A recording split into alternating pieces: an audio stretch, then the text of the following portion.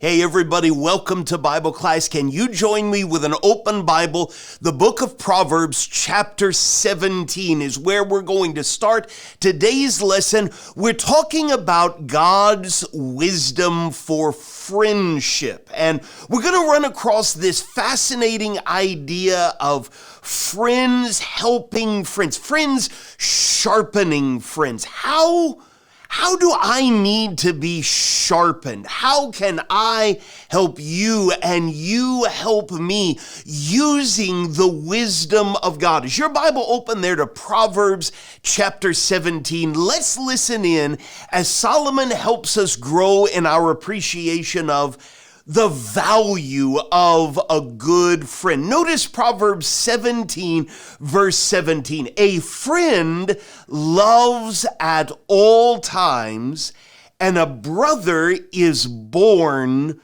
for adversity. Why do we need good friends? That is what I want you to turn over in your mind over the course of the next few minutes, and then we'll talk about it together. For now, Proverbs chapter 18 and verse 24. A man of many companions may come to ruin, but there is a friend who sticks closer than a brother. Or Proverbs chapter 27 and verse 9.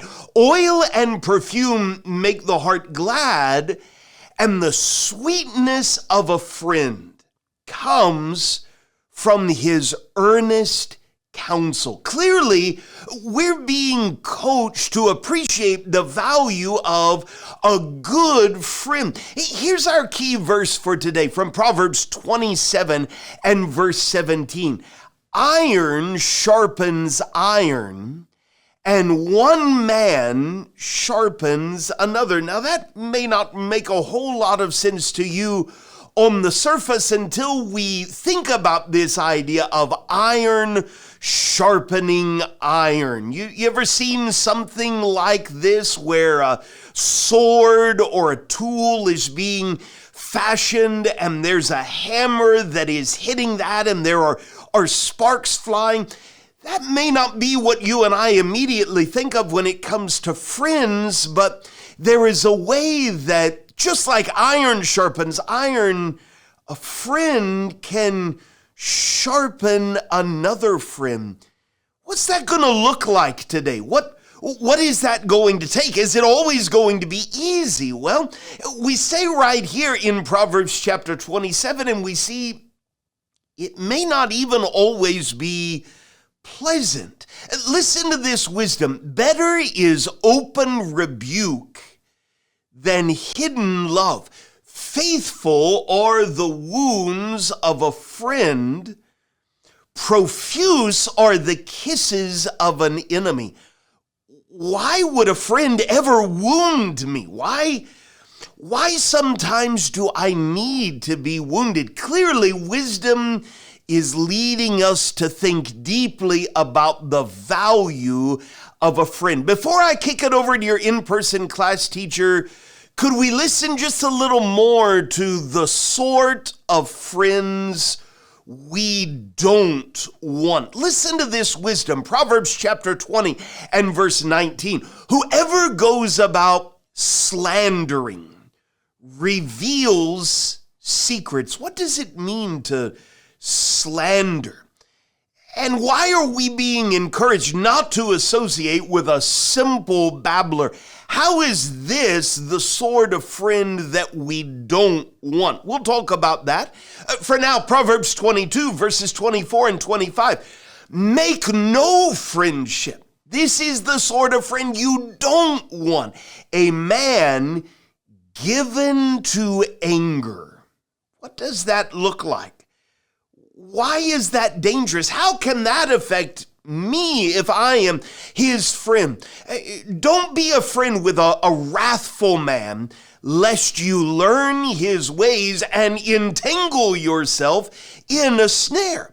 Or Proverbs 23, verse 20, be not among drunkards or among gluttonous eaters of meat, for the drunkard and glutton will come to poverty, and slumber will clothe them with rags. Or chapter 24, verse 21.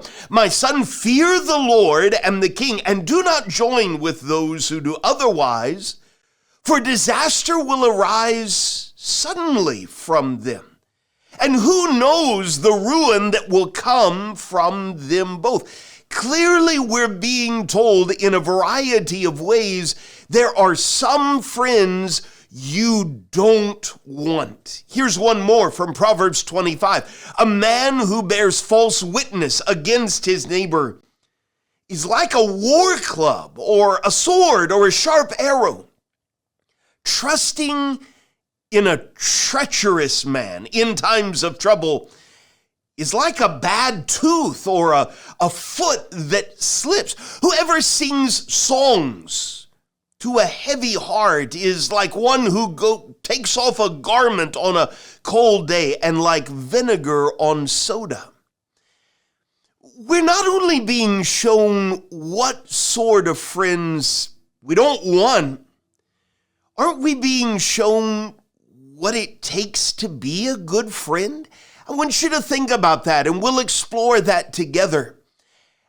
Not only am I being shown the value of friendship, but I'm being shown how to be a good friend. And so what can I learn from passages like Proverbs 25? For now, let's end with just two more verses, the sort of friends we do want. And if we've been listening to Proverbs, we ought not to be surprised that we need wise friends. So let's end here in Proverbs 13. Look at verse 20. Whoever walks with the wise becomes wise, but the companion of fools will suffer harm. What sort of friends do we want? Well, the teaching of the wise, Proverbs 13:14, is a fountain of life, that one may turn away from the snares of death. Solomon has helped us think about God's wisdom concerning the friends that we have.